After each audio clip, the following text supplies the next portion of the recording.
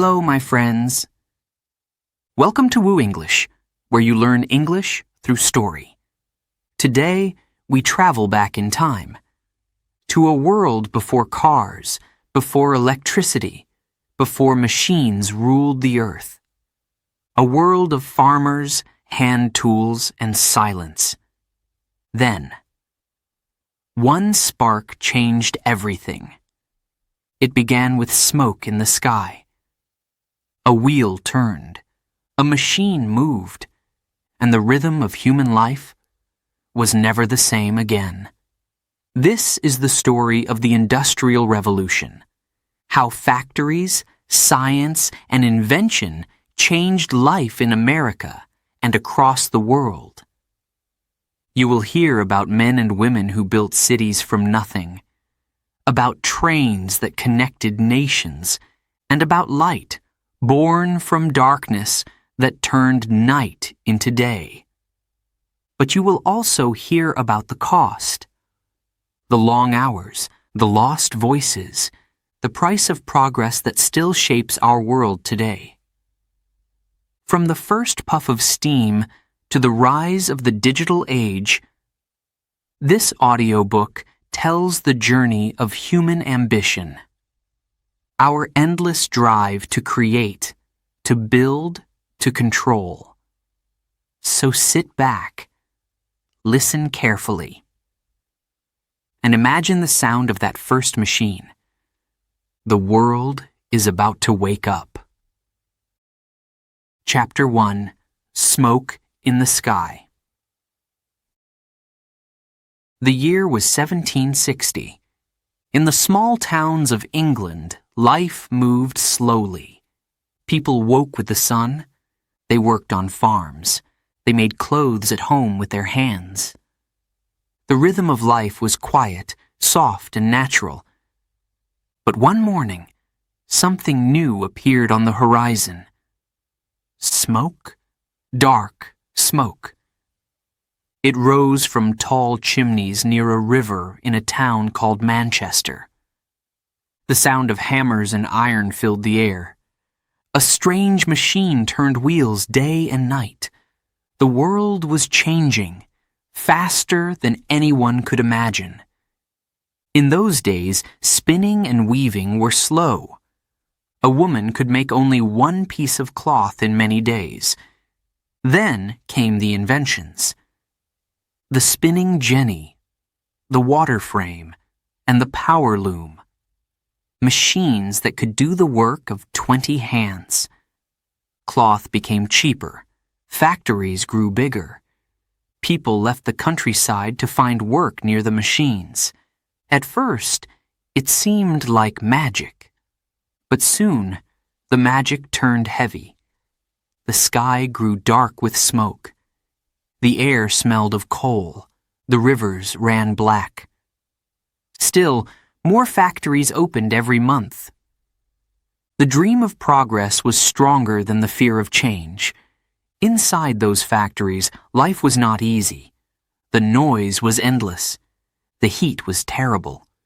Children as young as 8 worked for long hours. They cleaned under spinning wheels, fast and dangerous. Men worked 12, 14 hours a day. Women earned half as much as men. If someone was hurt, they were replaced by another worker the next morning. And yet, people came. They came from villages and farms, looking for money and hope. They believed the factory was the future. It gave them food, clothes, and a place to belong. For many, it was better than hunger on the farm. The machines changed more than work. They changed time itself. On the farm, the day followed the sun. In the factory, the bell decided everything. It rang at 6 in the morning, at noon, at night. Time became strict. Every minute counted. People began to live by the clock, not by the sky. In this new world, a few people became very rich. Factory owners, engineers, and inventors gained power. Their names were known across Britain. James Watt improved the steam engine. Richard Arkwright built huge mills that never stopped running. They said, "Industry will make us great." And they were right. Britain became the workshop of the world. But for the workers, the cost was high. The city streets were crowded. The houses were small and dirty. Many families lived in one room. Illness spread fast. Children coughed from the smoke. Mothers washed clothes in black water. Progress had a price. Still, something deeper was happening. Science and invention began to change how people thought. They saw that human hands could create power, real power. They started to believe that knowledge could move mountains, turn wheels, and light the world. This was not just a time of machines, it was a time of ideas. Newspapers wrote about discoveries. Inventors met in coffee houses to share plans. Ordinary people began to dream bigger. If steam could drive a machine, maybe it could drive a ship. If it could move a ship, maybe one day it could fly. The Industrial Revolution had begun, and there was no going back. In the years that followed, the smoke in the sky spread across Britain, then across Europe, then across the ocean. Everywhere it went, it changed lives. It brought jobs, wealth, and new inventions. It also brought suffering, inequality, and the first modern protests. But in that first moment, in that small English town, no one knew what was coming. They only saw smoke. They only heard the wheels turning. They only felt the ground tremble beneath their feet.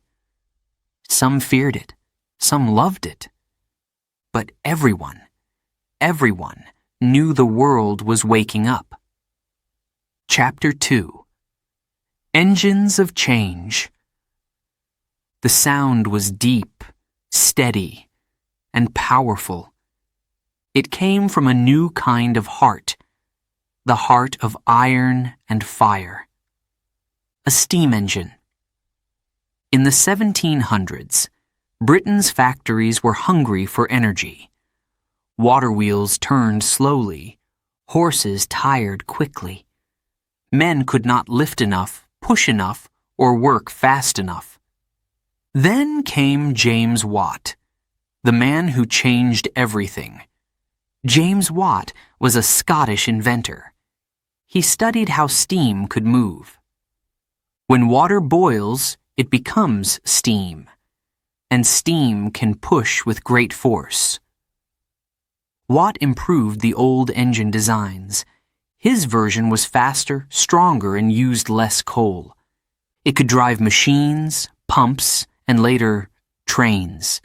Soon, the air filled with a new sound: chuff, chuff, chuff. Gears turned, pistons moved, iron came to life. The steam engine became the power of the century. It ran cotton mills, lifted coal from mines, and moved ships across oceans. It was the start of the machine age. Before it, work depended on muscle. After it, work depended on energy. Coal became gold. Towns near coal mines grew fast. Black dust covered faces and clothes, but it also built dreams. Britain, the small island, became a giant of industry. Then another dreamer appeared, George Stephenson. He was not rich, not educated, but he loved machines. He imagined an engine that could move on rails, faster than a horse. People laughed. They said it was impossible. But in 1829, Stephenson's train, the Rocket, raced down the tracks. Steam burst out. Crowds cheered. A new world opened before them. From that day, trains changed everything. They carried people, food, and goods across the country. What once took days by horse now took hours. Villages turned into cities. Travel became a right, not a dream. But there was more than movement. There was connection. Railways joined north and south, coast and mountain. The map of Britain began to look like a web of iron. And soon that web spread to Europe, America, and Asia. The world began to shrink. Factories sent goods to faraway ports. Ships steamed across the Atlantic, filled with British cloth, tools, and tea. Trade exploded. The Industrial Revolution was no longer British, it was global. Yet behind this great power were real people. Men who worked in dark mines, women who carried coal on their backs, children who cleaned the wheels and fed the fires.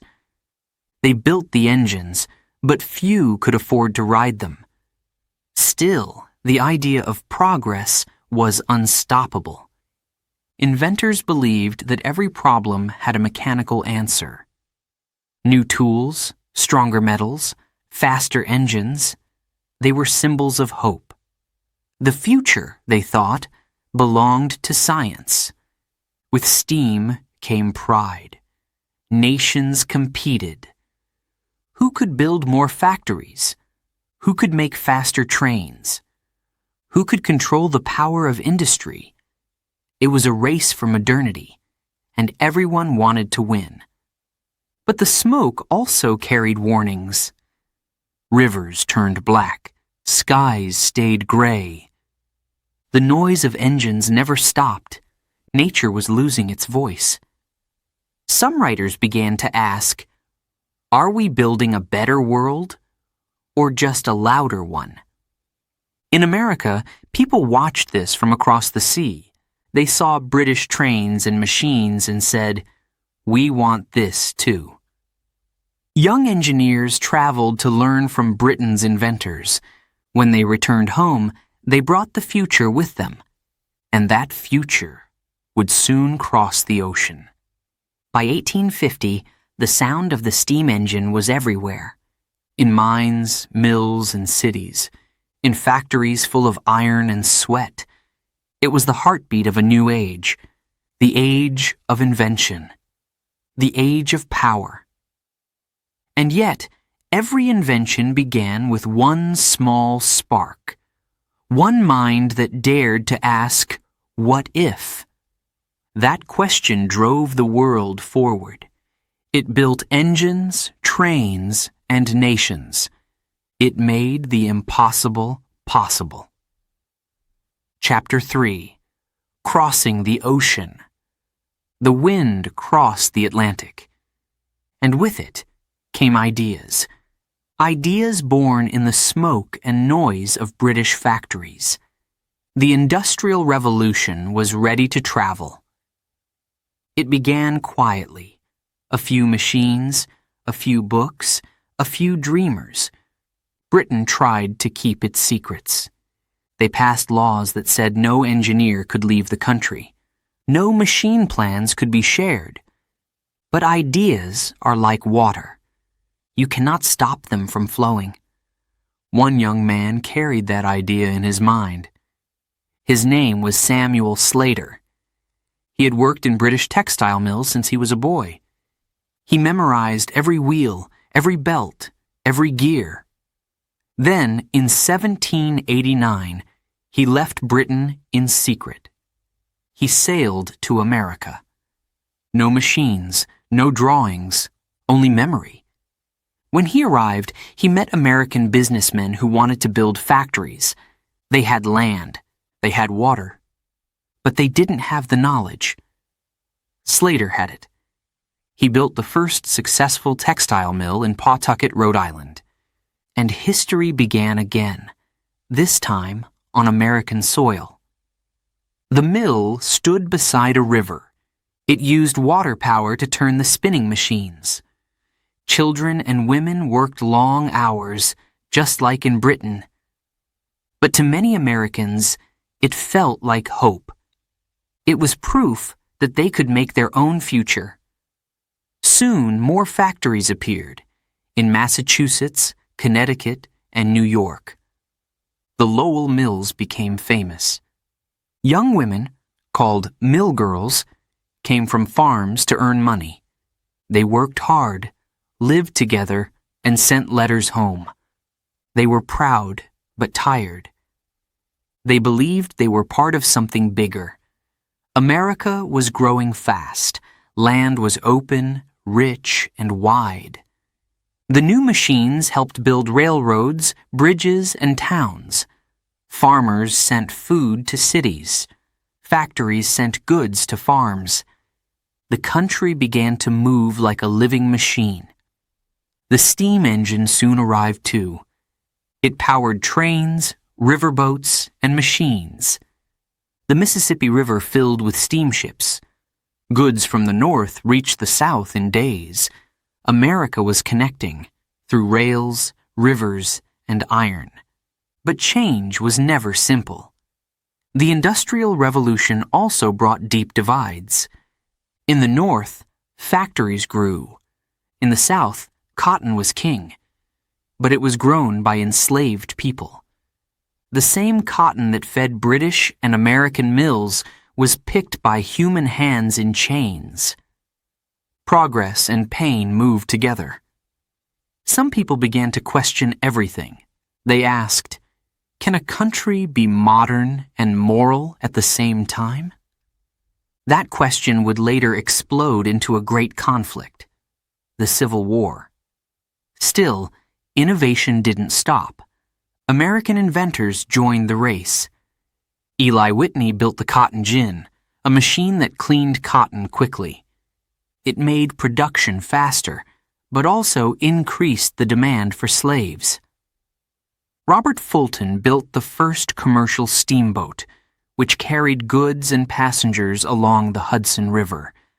The age of invention was spreading, for better and for worse. Across the ocean, Europe watched with both fear and excitement. Could America really become an industrial power?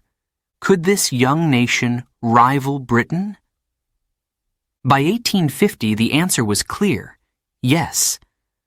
America had joined the modern world. Cities like Boston, Philadelphia, and New York began to roar with factory sounds. Immigrants from Ireland, Germany, and Italy arrived by the thousands. They built roads, railways, and factories. They dreamed of freedom and found hard work instead. But still, they stayed. Because for them, America meant a chance. By the middle of the 19th century, smoke filled American skies too. The same dark clouds that had once risen over Manchester now floated over Pittsburgh, Chicago, and Detroit. The revolution had crossed the ocean. It had a new home, and its heartbeat was stronger than ever. Chapter 4. Men, Women, and Machines. The machines never slept. Their wheels turned day and night. Inside the factories, hundreds of people worked like moving parts, men, women, and children, all part of one giant machine. In the early 1800s, the factory was a new world. It had its own rules, its own rhythm, its own kind of life. And once you entered, you belonged to it. At sunrise, the bell rang. Workers rushed through the factory gates. No one could be late. The doors closed behind them. The noise inside was deafening. The clatter of metal, the hiss of steam, the pounding of looms. Voices disappeared. Only the machines spoke. A man stood by his spinning frame, his hands rough from oil and dust. Beside him, a woman fixed broken threads again and again. A child ran between rows, carrying baskets of cotton. This was not just work. It was survival. The factory owners promised jobs. And yes, there were jobs, but few rights. Workers were paid little. They stood for 12, sometimes 14 hours. There were no breaks, no rest. If someone fell sick, another replaced them within an hour. Women often earned half a man's wage, yet many came willingly. They wanted independence. A few coins each week meant food for their families, or a small bit of freedom. Children, too, became part of the system. Their small hands could fit under the machines. They were fast and cheap. But accidents happened every day. Some lost fingers, others lost their lives. Still, new children came. The machine always needed more. Factory life changed more than the body. It changed the mind. People no longer worked to finish a task. They worked to follow the clock. Tick, tock, tick, tock. Each second meant money or loss. The rhythm of the machine replaced the rhythm of nature. Before factories, people worked with skill. A carpenter, a spinner, a blacksmith. They made things from start to end. Now, one person only pulled a lever. Another tied a thread. Another carried boxes. Work became smaller, faster, colder. Some called it progress. Others called it control. In the towns around the factories, life looked different too. The streets were crowded. Houses were built close, damp, and dark. The air smelled of smoke and oil. Families shared small rooms. There was little sunlight, little peace. But still, people came. From villages, from other countries, from faraway lands. Because the factory offered something no farm could, a steady wage. Even if it was low, it was something to hold on to. Soon, people began to speak up. They said, "We are not machines." In Britain, workers formed groups called unions. They met secretly after dark. They shared stories, anger, and hope. They wanted fair hours, fair pay, and safety. Some strikes turned violent.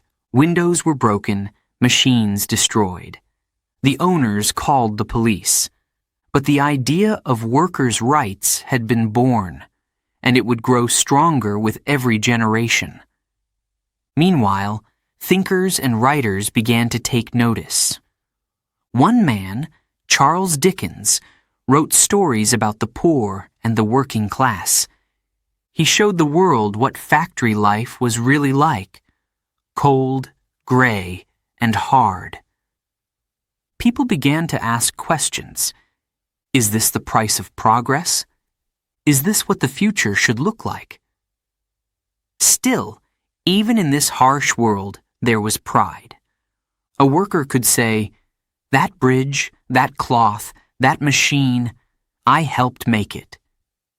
They built the world with their hands, though they rarely saw its rewards. They carried the weight of the revolution, the men, the women, and the children who kept the machines alive. And one thing was certain: the machine had changed everything.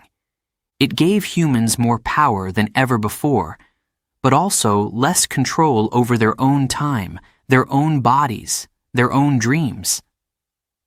The question hung in the smoky air. Did people create the machines? Or did the machines create a new kind of people? Chapter 5. Iron Roads and Electric Dreams. It began with a whistle, long and sharp. Then came the thunder, wheels turning, smoke rising, metal screaming against metal. The train was here. People ran to see it. Some cheered. Some hid their faces. No one had ever seen anything move so fast. It was the power of steam, now set free on rails of iron. The railway changed everything. Before, a journey of days could take only hours. Farmers could send milk, fruit, and animals to the city before they spoiled. Families could visit each other across the country. Newspapers and letters traveled faster than ever. Britain, then America, became connected by a network of iron roads. It was called progress, and it felt unstoppable. At the front of it all stood George Stephenson, the man who gave the world the first real locomotive, the rocket. His invention turned imagination into reality. Soon, railways spread like roots across the land. Each new line meant new jobs, new towns, new chances. Where the train stopped, a city would grow. In America, the dream was even bigger. They called it the Transcontinental Railroad. It would stretch from the Atlantic Ocean to the Pacific, from east to west, across mountains, deserts, and rivers. Thousands of workers built it with hammers and hope. Many were immigrants from China and Ireland. They faced danger every day, heat, explosions, and long hours, but they believed in the dream. When the last spike was placed in 1869, people celebrated across the nation. For the first time, America was truly united by steel. But the story didn't stop with the train. Another kind of magic was being born: invisible power, electricity. For centuries, people had used candles and oil lamps. Now, inventors searched for a way to light the night without fire. Among them was Thomas Edison, a man who refused to give up. He worked day and night, testing thousands of materials, and one evening, his lab filled with a soft, golden glow. The first long-lasting electric light bulb had been born. The world gasped. Light without flame. It was the beginning of the electric age. Soon, electricity spread like a new kind of wind.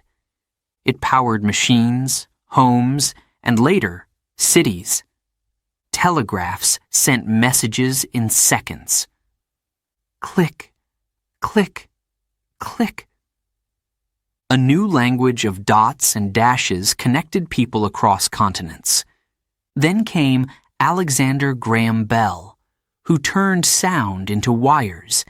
His invention, the telephone, allowed voices to travel instantly. People could speak to each other miles apart, and the world suddenly felt smaller. But no story of electricity is complete without Nikola Tesla. A strange, brilliant man who dreamed of sending power through the air. He believed electricity should be free for everyone. His ideas were wild. Towers that could light entire cities without wires. Some laughed at him. Some feared him. But many of his inventions shaped the future we live in today. Trains and electricity changed how people lived, worked, and dreamed. Cities grew taller and brighter. Factories stayed open at night. Shops never slept. The rhythm of life grew faster, sharper, louder. And yet, there was wonder in the air. People felt they were living in a new age, an age of human power. The same hands that once farmed the land were now touching the sky. The same minds that built steam engines were now playing with light. But with every dream came a shadow. The smoke of trains darkened the air. The noise never stopped. Some said, "We are losing peace." Others said, "This is the price of progress." Still, most people believed. They believed that invention was hope, that technology could solve any problem. They were ready to follow the rails, wherever they led. Chapter 6. The City Grows. The smoke rose higher. The trains screamed louder, and the cities began to grow. In the 1800s, small towns turned into great industrial cities. London, Manchester, New York, Chicago all became hearts of steel and fire. Every day more people arrived. Men from the countryside, women from villages, immigrants from faraway lands. They came chasing work, chasing hope, chasing a future. But the city did not welcome everyone the same way. For some, it was a dream. For others, it was a test of survival. The streets were crowded. Children played beside horses and carts. Smoke covered the rooftops. The air smelled of coal and sweat. Buildings rose close together, cutting out the sunlight. In the poorest parts, whole families lived in one dark room.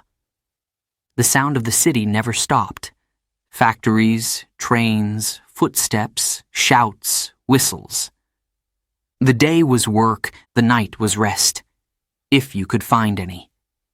In London, the River Thames carried both ships and sewage. Diseases spread quickly. Thousands fell ill from dirty water. Doctors didn't yet understand germs or sanitation. But some brave thinkers began to study the problem. One of them was John Snow, who discovered that clean water could save lives. His idea started a new science, public health. Step by step, cities began to change. They built better sewers, cleaner streets, and hospitals for the poor. It was slow, but it was progress. At the same time, beauty also began to grow. Architects built parks and libraries. Artists painted the life of the new city, the workers, the trains, the lights. Music and theater filled the evenings.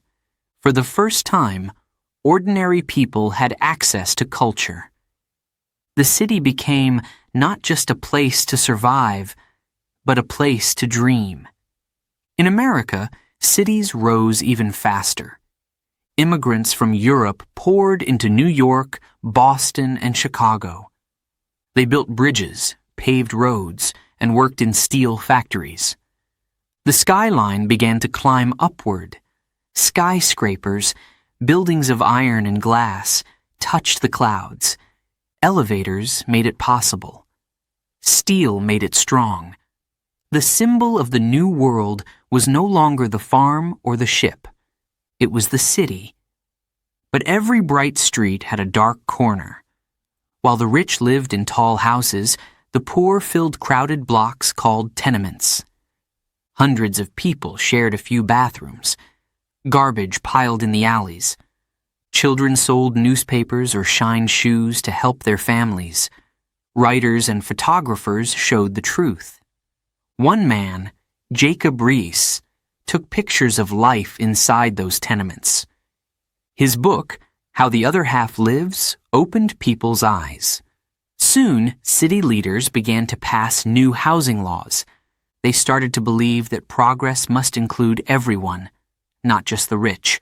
The city also changed how people thought.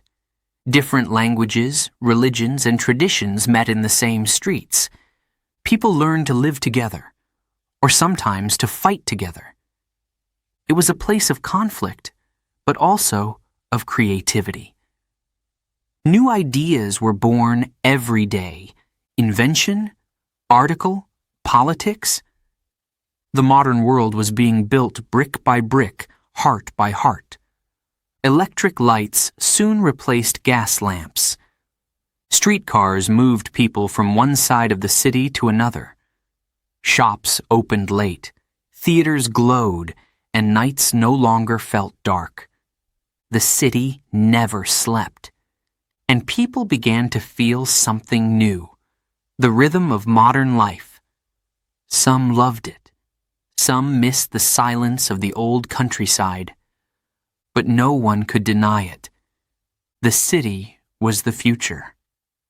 From smoke and steel came both sickness and success. From noise and chaos came invention and change. The Industrial Revolution had built not just machines, but a new kind of human life, fast, crowded, connected. The world had entered the urban age, and it would never be the same again. Chapter 7. The Price of Progress. The world looked proud. Trains crossed nations. Cities glowed with light. Factories filled the air with smoke and hope. To many, it seemed like the age of miracles. But behind the shining machines, there was a darker story. Every invention had a cost, and soon the people began to feel it. Inside the factories, workers stood like shadows, 12 hours a day, sometimes 16. The air was hot and full of dust. Hands bled. Lungs coughed black. A small mistake could mean a crushed arm, or worse. Children still worked beside the machines. They climbed under gears too dangerous for adults. They carried heavy loads their bodies could barely hold. Why? Because their families needed every penny. Poverty was the master of the new world. Owners became rich. They lived in large houses, far from the smoke. They spoke of progress and industry. They said, "Hard work builds nations." But workers began to ask, whose nation? Whose wealth? Whose dream? So they started to fight back. At first, with words. Then, with courage. Men and women gathered in secret halls. They shared stories of hunger and pain. They formed labor unions, groups that demanded change. They wanted fair pay, safer conditions, shorter hours. Their voices grew louder. Soon, the streets were filled with marches and protests. In Britain, the Chartist movement began. Workers signed petitions for voting rights and better laws. In America, the Knights of Labor and later the American Federation of Labor rose. They spoke for millions who had no voice.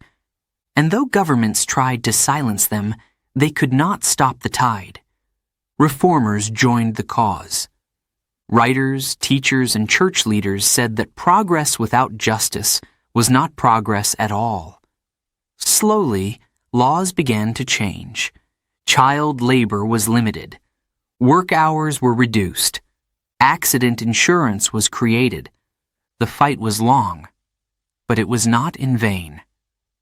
Yet, while some fought for rights, others fought for power.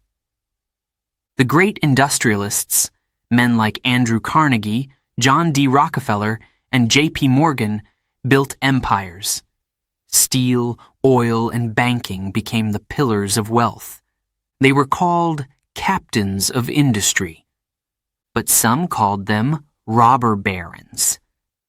Their companies controlled prices, politics, and people's lives.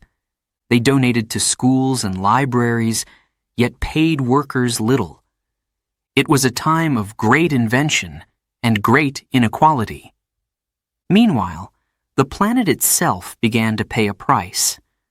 The skies turned gray. Rivers carried poison. Forests disappeared. No one spoke yet of climate or environment. But the damage had begun. Nature was working without rest, just like the people. Still, not all was dark. The human spirit began to rise with a new idea. Change is possible. People saw that society could be improved, not just machines. Education became a weapon against ignorance. Reformers built schools, opened hospitals, and taught children to dream. Women, too, began to speak louder. They wanted the right to vote, to study, to work freely. Leaders like Emmeline Pankhurst in Britain and Susan B. Anthony in America stood on stages and shouted, "Equality." Their voices shook the air like thunder, and though many laughed or shouted back, they did not stop. By the end of the 19th century, the world had learned a lesson. The Industrial Revolution had built a new civilization, stronger, faster, richer. But it had also shown that power without balance leads to pain. Progress was not only about machines. It was about people, and the people were beginning to demand their place in history. The price of progress was high. It was written in smoke, sweat, and struggle. But it also gave birth to something new, a belief that the world could change, not just through invention, but through justice. Chapter 8. Science, Steel, and the World. The 19th century was ending. The smoke of factories now covered not just cities, but continents. From London to New York, from Berlin to Tokyo. The sound of progress echoed everywhere. This was no longer one nation's story. It was the world's story. The Industrial Revolution had become global. In Europe, nations competed to grow stronger through science and steel. Germany built powerful factories and railways. France improved its machines and armies. Russia expanded its industries with speed and force. And in the East, a quiet empire was awakening, Japan. For centuries, Japan had closed itself to the world. But in the 1850s, it opened its ports, studied Western inventions, and began to change faster than anyone imagined. In only a few decades, Japan turned from a land of samurai to a land of factories, trains, and telegraphs.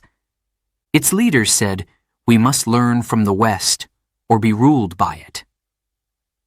And so began the Meiji Restoration, Japan's own industrial revolution. Science was no longer a dream for scholars.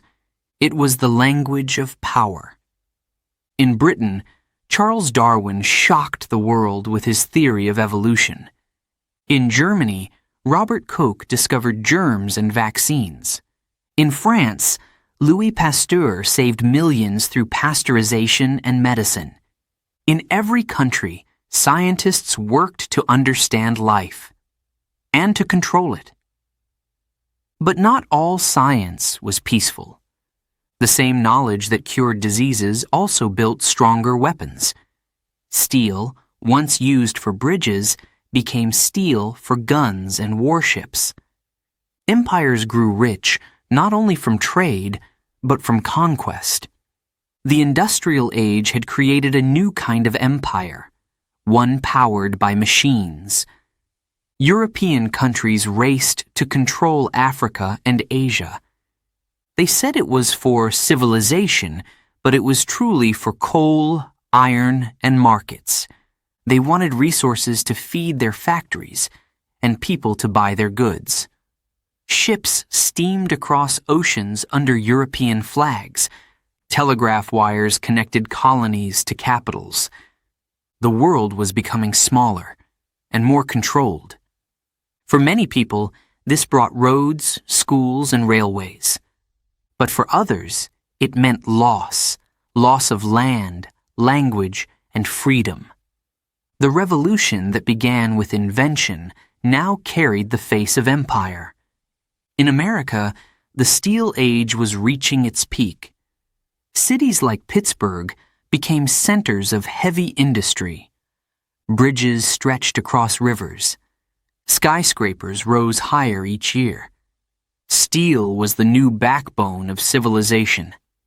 Without it, trains couldn't run, ships couldn't sail, and cities couldn't rise.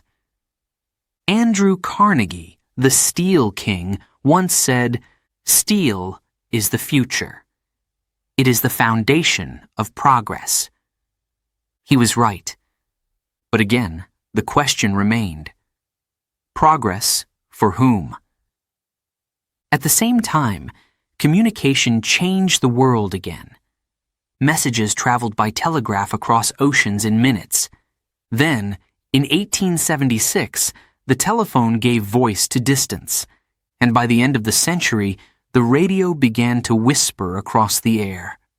For the first time, people could hear news from other continents almost instantly. The planet began to feel connected, like one beating heart. But this heart was not at peace. The same industries that united nations also prepared them for war. Factories built machines not only for work, but for destruction. Science gave power, but not always wisdom. And as the 20th century approached, shadows of conflict began to grow. The world had become strong, but also fragile, fast, but also dangerous. Still, many believed in hope. They saw invention as light, not darkness. They dreamed of flight, of discovery, of peace through progress. They didn't yet know what the next century would bring. But they believed that knowledge could save humanity, not destroy it. From steam came steel. From steel came electricity. From electricity came communication. And from communication came connection. A world linked by power and science. The Industrial Revolution had changed everything. It had built cities, nations, and dreams, but it had also built weapons and empires. It was a mirror, showing both the genius and the greed of mankind. Chapter 9. From Steam to Silicon. The smoke began to fade. The engines slowed. But the revolution never stopped. The story that began with steam now moved into a new age, faster, cleaner, invisible, an age of oil, electricity, and finally, information. The world was stepping from steel to silicon. In the early 1900s, new machines filled the earth. Cars rolled down the streets. Airplanes lifted into the sky. Ships crossed oceans in record time. The dream of the Industrial Revolution, power over distance, had become real. Henry Ford built the first affordable car using the assembly line. Each worker had one simple task, repeated again and again. The result? Cars built faster, cheaper, for millions of people. The factory had become a perfect rhythm, part human, part machine. But with speed came power, and with power came war. The same factories that made cars and tools soon made tanks and guns. The science that gave light also built bombs. During the two world wars, nations used all their industrial strength to fight each other. Cities burned, millions died. The machines of progress had become machines of death. After the wars, the world stood silent for a moment, shocked by its own creation, and then it began again. But this time, the revolution changed direction. The new goal was not just power, it was control. The 1950s brought television, plastics, and computers. Scientists built small metal parts called transistors, then microchips. These tiny inventions were more powerful than any engine before them. They gave birth to a new kind of energy, digital energy. The computer age had arrived. At first, computers filled entire rooms. They were loud and expensive.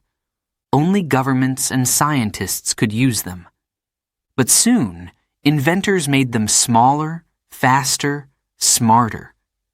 By the 1980s, computers entered homes, schools, and offices. They changed how people worked, learned, and thought. The machine had left the factory and entered the mind. Now, the old cities of smoke became cities of light. The new factories were clean, quiet, and full of screens. Steel towers became glass towers.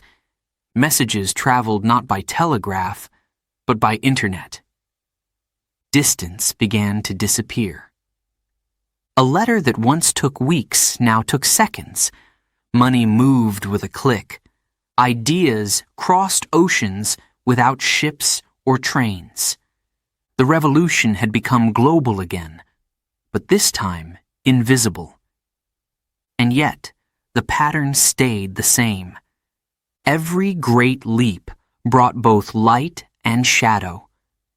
New jobs appeared, and old ones vanished. Robots replaced hands. Machines began to think. People wondered, will we control technology, or will it control us? Factories now produce not cloth or steel, but data. Information traded like gold. The engine of the modern world is no longer powered by coal or oil, but by knowledge. Still, the heart of the revolution remains the same as it was in 1760.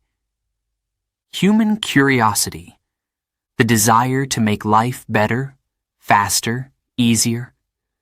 The belief that tomorrow can be greater than today. From James Watt's steam engine to the microchip, each step has carried one question. What can humans create next? But there is another question too, one we must never forget. When progress comes, who pays the price? In the past, it was the workers, the poor, the earth itself. Today, it might be our privacy, our peace, our humanity. The revolution continues, but it now lives in our pockets, in our homes, in our thoughts. It is no longer just in factories, it's in us. From steam to steel, from steel to silicon, from the power of fire to the power of data. The story of the Industrial Revolution is not over. It has only changed its shape. And as we look at our screens, our cities, and our machines, one truth remains. Every spark of invention still carries the same light and the same shadow.